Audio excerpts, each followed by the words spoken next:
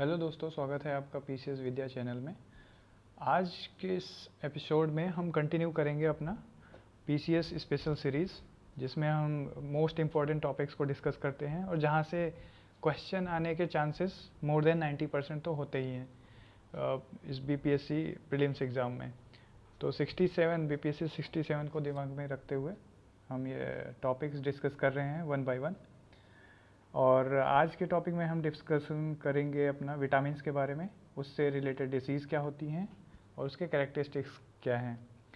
तो इसमें आगे बढ़ने से पहले मैं ये बता दूं कि ये सिंगल सोर्स आप इसको मानकर चल सकते हैं, जो हम 2 पेज का ये सोर्स डिस्कस करेंगे और उसके कैरेक्टरिस्टिक्स डिस्कस करेंगे। तो आप इसको नोट्स बना सकते हैं या फिर इसका पीडीएफ जो है टेलीग्राम चैनल से डाउनलोड कर सकते हैं। हमारे टेलीग्राम चैनल है हमारा पीसीएस विद्या चैनल, टेलीग्राम है यहाँ पे मेंशन्ड है, आप इसको ज्वाइन कर सकते हैं, वहाँ पे आपको पीडीएफ मिल जाएगा।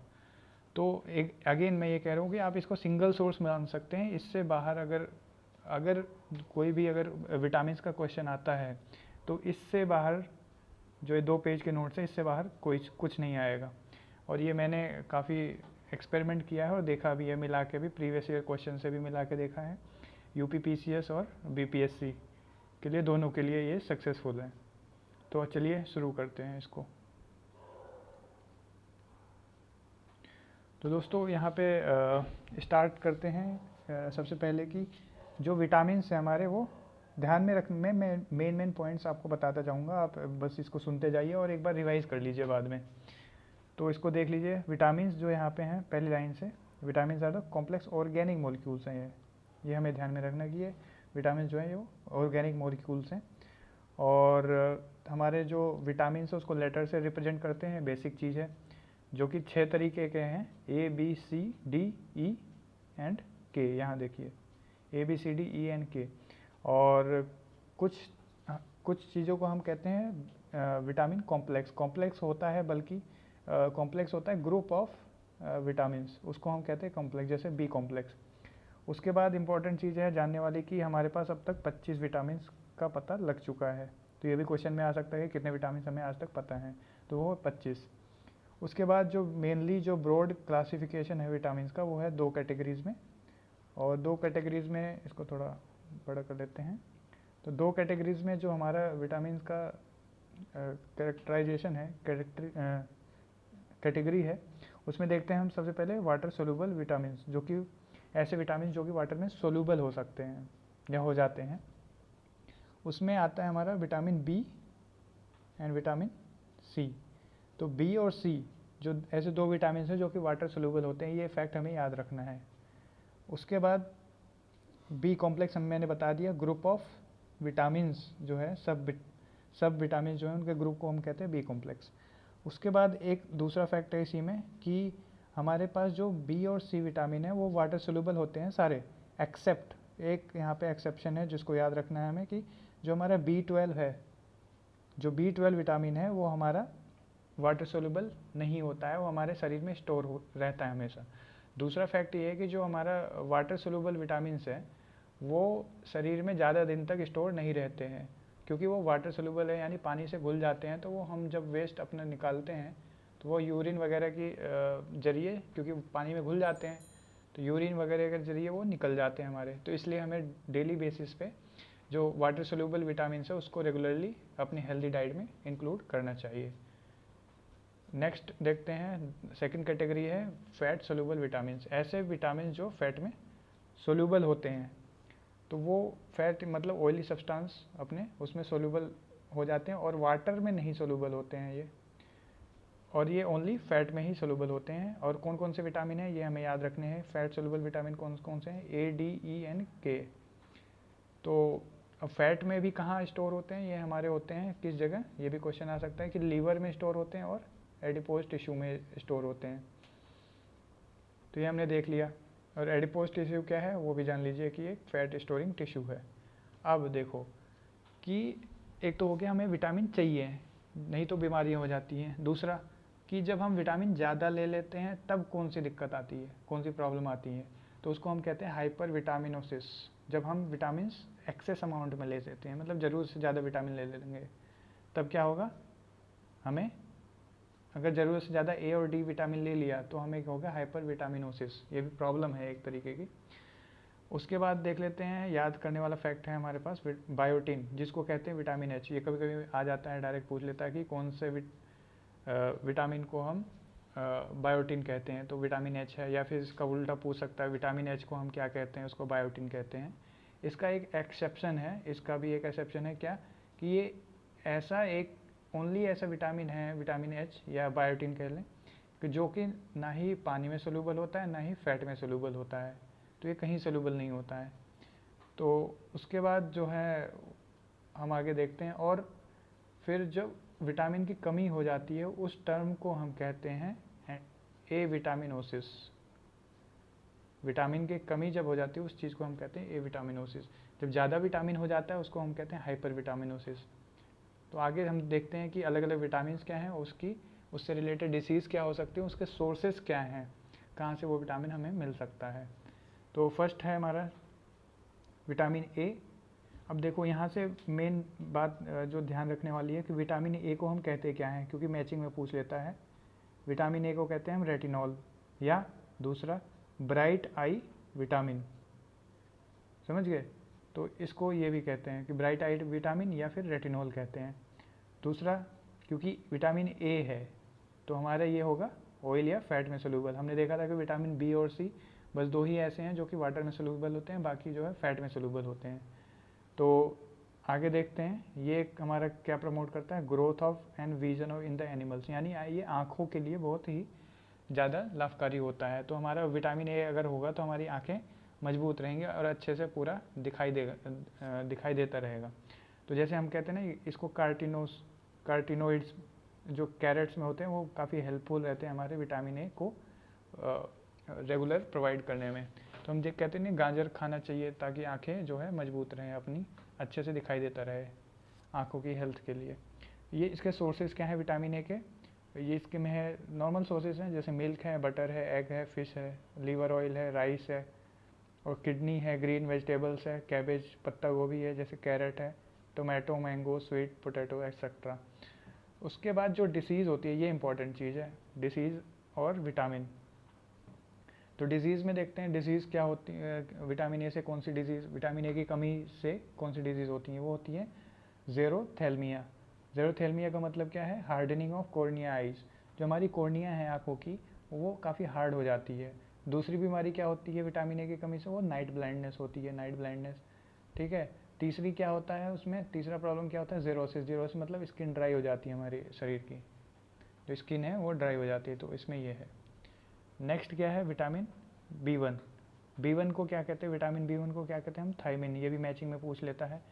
थायमिन कहते हैं, या फिर एन्यूरिन कहते हैं, या फिर एंटी न्यूरेटिक विटामिन कहते हैं। तो ये यही चीज़ें हमें याद रखनी है। तो 2-3 बार हम रिवाइज करेंगे, अगर इस जो ये शॉर्ट नोट है उनको रिवाइज करेंगे तो याद हो जाएगा, इजीली हम कर पाएंगे। उसके बाद ये तो हमें पता है बी और सी वाटर में सोल्यूबल होते हैं, तो यहाँ पे दे दिया है वाटर सोल्यूबल होते हैं। उसके बाद कहाँ कहाँ पाए जाते हैं, ये जनरल चीज़ है, पीज नट्स में, और राइस और सीरियल्स में बल्कि, और ग्रीन वेजिटेबल्स में बहुत सारी चीज़ें पाई जाती हैं। दूसरा इंपॉर्टेंट चीज़ है यहाँ पे, इससे बीमारी क्या होती है विटामिन B1 की कमी से, वो होती है हमारी बेरी, जिसको कहते हैं पैरालिसिस ऑफ लेग्स, या फिर वीकनेस आ जाती है, और जो भूख की है वो कमी हो जाती है हमारे पास। तो ये याद रखने वाली बात है। नेक्स्ट पे चलते हैं। नेक्स्ट है हमारे पास विटामिन B2, जिसको कहते हैं हम राइबोफ्लेविन। इसका साइंटिफिक नेम है, हमें याद रख लेना चाहिए, राइबोफ्लेविन, या फिर कहते हैं लैक्टोफ्लेविन। अब ये भी क्योंकि बी है, ये टोटल विटामिन बी, जितने भी विटामिन बी के पार्ट्स हैं, B1, B2, B6, B12, ये इसको विटामिन बी कॉम्प्लेक्स के अंदर आते हैं, सब उसके पार्ट्स हैं। तो ये हमारा अगेन बी है, इसलिए सोल्यूबल इन वाटर है। कहाँ कहाँ पाया जाता है, yeast, milk, green vegetable, meat, liver, kidney, egg white वगैरह में पाया जाता है। उसके बाद जो है इससे प्रॉब्लम क्या होती है अगर B2 की कमी हो जाती है, तो हमारी जो ग्रोथ है, जो शरीर की ग्रोथ है वो रुक जाती है, और इन्फ्लेमेशन होता है जीभ में, जो जीभ में उसमें जलन वगैरह होती है, काफ़ी जीभ जो है लाल हो जाती है, हमारी टंग जो है रेड हो जाता है। और दूसरा ये होता है कि कभी कभी देखते हैं ना कि किसी के ओठ वगैरह में, या माउथ जो है, लिप्स जो है उस पर कट जाता है, तो क्रैकिंग आ जाती है, शायद ठंड में आती है। तो इसी विटामिन की कमी से आती है, B2 की कमी से।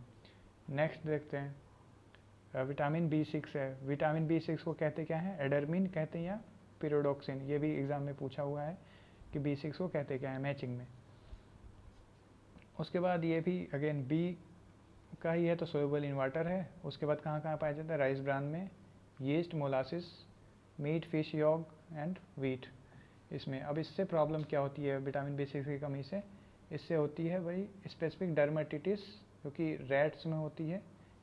उसके बाद श्रिवल्ड स्किन होती है। उसके बाद हमारे पास एनीमिया हो जाता है, ये हमारा याद रखने वाला है क्योंकि ब्लडलेसनेस, ब्लड की खून की कमी हो जाती है, यही बताया। और नर्वस सिस्टम में प्रॉब्लम आने लग जाती है। उसके बाद नेक्स्ट देते हैं विटामिन H, वेरी इंपॉर्टेंट है, इसको मार्क कर लो। विटामिन H कई बार पूछा भी जाता है, जिसको हम दूसरा नाम है इसको बायोटिन कहते हैं। और इसमें इंपॉर्टेंट फैक्ट ये है कि ये ना ही पानी में सोल्यूबल होता है और ना ही फैट में सोल्यूबल होता है, दोनों जगह सोल्यूबल नहीं होता है ये। और ये कहाँ कहाँ पाया जाता है हम देख सकते हैं, ये पाया जाता है यीस्ट में, लीवर में, किडनी में एंड मिल्क में। उसके बाद देखो इसमें क्या होता है, हमारे सबसे इम्पॉर्टेंट जो चीज़ है वो है कि बायोटिन की कमी से हमारे बाल झड़ने लग जाते हैं, लॉस ऑफ हेयर, और पैरालिसिस भी हो सकता है इससे, और डर्मेटिटिस भी हो सकता है। तो ये याद रखना है हमें। नेक्स्ट देखें विटामिन 5 नंबर का है विटामिन B12, ये भी बहुत इंपॉर्टेंट है। विटामिन B12 को कहते क्या हैं, विटामिन B12 को कहते हैं साइनोकोबालामीन, और जिसमें कि कोबाल्ट होता है, जिसमें कोबाल्ट प्रेजेंट होता है। तो ये भी क्योंकि B है तो वाटर सोल्यूबल है, विटामिन B की कैटेगरी में है, B कॉम्प्लेक्स की। तो उसके बाद जो सोर्सेस हम देख लेते हैं, मिल्क है, एग है, लीवर है ऑफ ऑक्स, जो भी है यहाँ पे देख लेंगे सोर्सेस। उसके बाद नेक्स्ट देख लेते हैं इसकी कमी से होता क्या है। देखो वेरी इंपॉर्टेंट है, इसको ध्यान में रखना चाहिए कि इसकी कमी से होता है हमारा पर्नीशियस एनीमिया, जिसमें क्या होता है कि जो हमारे रेड ब्लड सेल हैं उसमें हेमोग्लोबिन की हो जाती है कमी। उसके बाद होता है कि इन्फ्लेमेशन, मतलब जलन होने लगती है जीभ और माउथ में।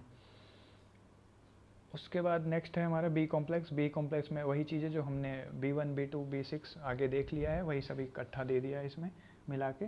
नेक्स्ट चलते हैं विटामिन C में। 7th नंबर पे हमारा विटामिन C है। विटामिन C का दूसरा नाम क्या है हमारा, एस्कॉर्बिक एसिड है, या फिर इसको एंटी एस्कॉर्ब्यूटिक विटामिन कहते हैं। और दूसरा इम्पॉर्टेंट यहाँ पे ये लेके चलना है कि देखना है कि जो ये विटामिन C है, अगर हम जैसे खाना पका रहे हैं, अगर उसको खुले में, मतलब उस खाने को ढक नहीं रहे हैं, जैसे कढ़ाई में कुछ बना रहे हैं, सब्जी बना रहे हैं और उसको ढक नहीं रहे हैं, तो क्या होता है ये विटामिन जो C है ना उसमें लॉस हो जाता है ज़्यादा देर तक कुकिंग करने पे, या फिर उसको ओपन एयर में कुकिंग करने पर, मतलब उसको ढक के ना करने पर। जैसे कुकर वगैरह में अगर बनाते हैं बंद करके तो उसमें लॉस नहीं होता है। लेकिन ये क्वेश्चन पूछ सकता है कि भाई ओपन एयर में अगर खाना पका रहे हैं तो उसमें कौन सा विटामिन लॉस होगा, तो वो है विटामिन C या फिर एस्कॉर्बिक एसिड। मतलब विटामिन C की जगह वो एस्कॉर्बिक एसिड भी लिख सकता है, तो वो वहाँ पे आंसर एस्कॉर्बिक एसिड होगा। इसलिए हमें ये बताता है कि भाई खाना जो है वो ढक के हमें पकाना चाहिए किसी बर्तन से।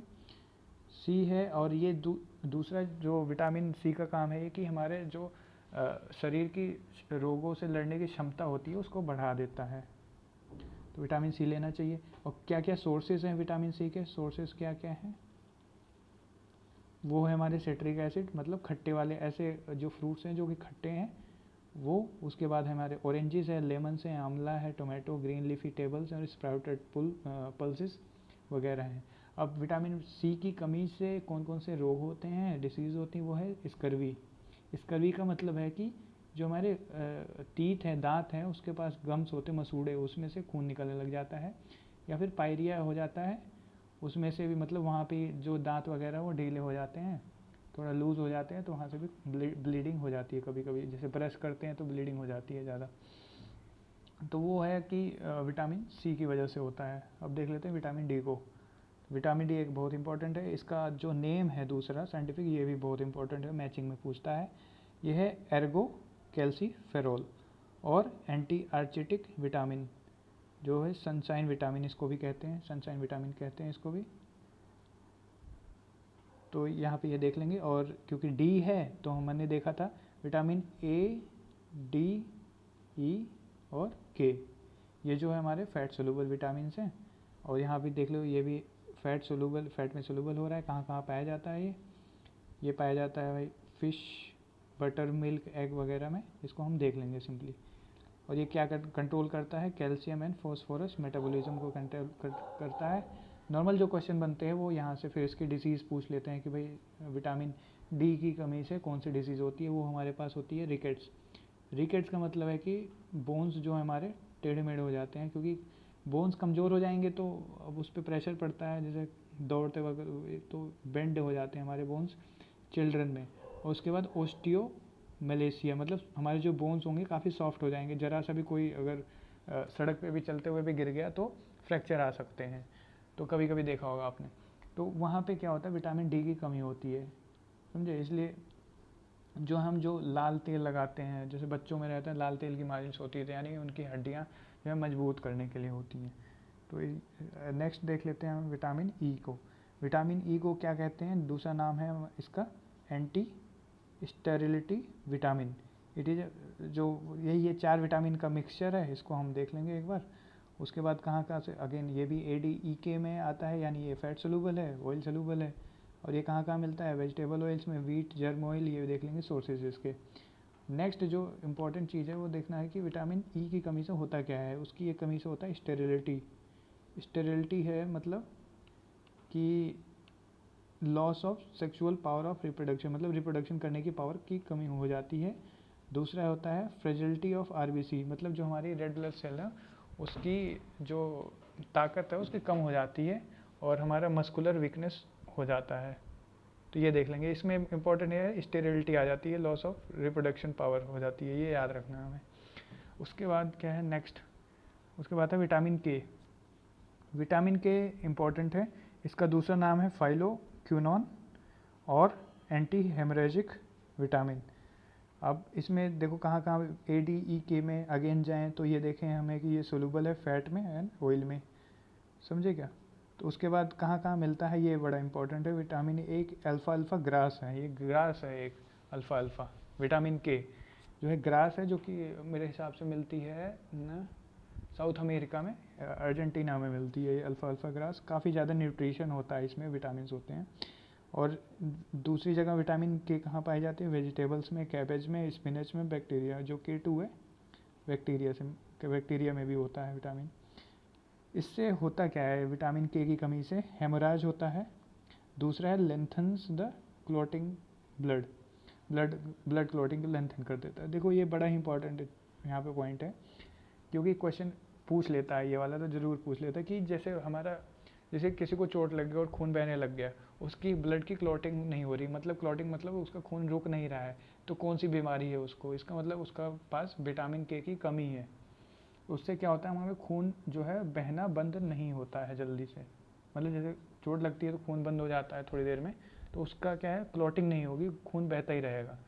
तो ये बहुत बड़ी प्रॉब्लम है एक। तो जी किसकी कमी से होगी, विटामिन के की कमी से हो जाता है।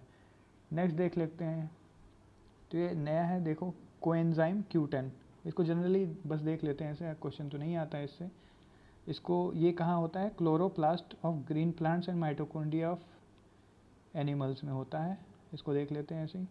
उसके बाद इसके ना होने से क्या प्रॉब्लम होगी, डिजीज़ क्या होगी, low order of immunity body against any disease, मतलब ये कि हमारी इम्यूनिटी कम हो जाएगी Q10 से अगर ना हो तो, Q10 विटामिन।